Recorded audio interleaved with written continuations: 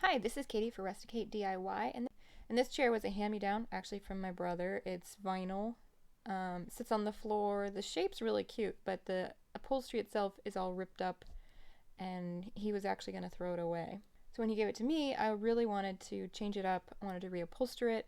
So the first step was to take off all of the vinyl, and in doing that, I wanted to cut it off in pieces along the seams so I could keep the shapes intact. The most important thing when you're reupholstering, if you want to do it simply, is to keep track of the shapes of the pieces as you take it off and in what order they were on it. So either mark it with pen or chalk or something like that, where you can number the pieces as they come off, because those pieces will then be your pattern pieces for the slipcover that you're going to build to put back onto the chair.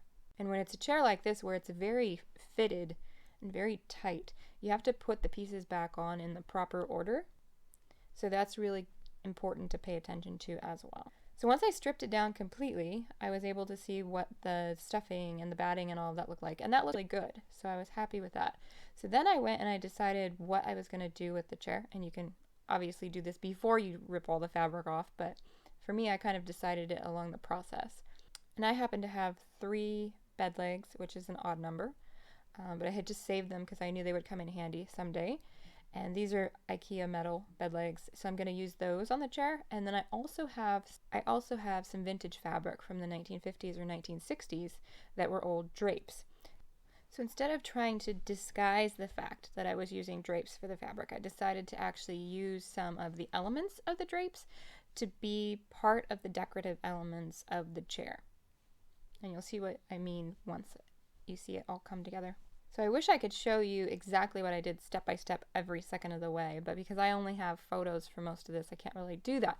But to describe it, really, all I did was, as I said, I used the pieces I took off of the chair as the pattern pieces. I traced that and then cut it out of my drapes and then reattached it in the same order that the original fabric would have been attached.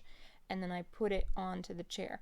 The only tip I could give you beyond those directions is to say, when it's a tight fitting chair, you want to leave some of those seams, and for me it was actually the back seams of the chair.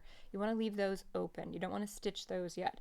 And then you're going to slip your slip cover onto the chair, make sure it fits, pin it, stitch it by hand, whatever you need to do to make it fit just right. And then once that's all fitted, you're going to go around to the back, in my case, and you're going to hand stitch those back seams so you can pull it all together.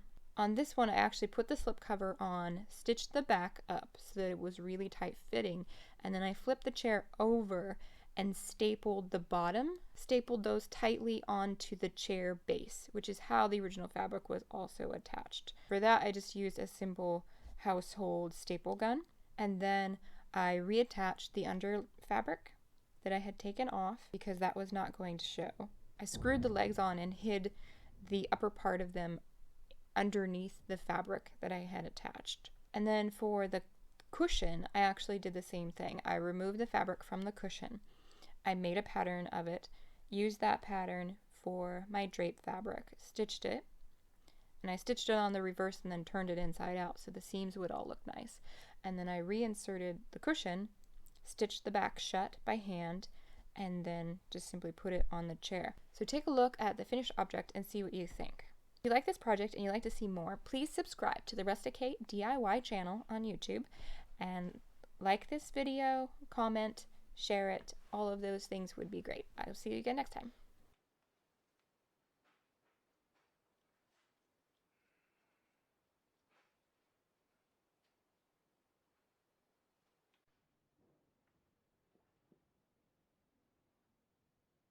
Mm-mm.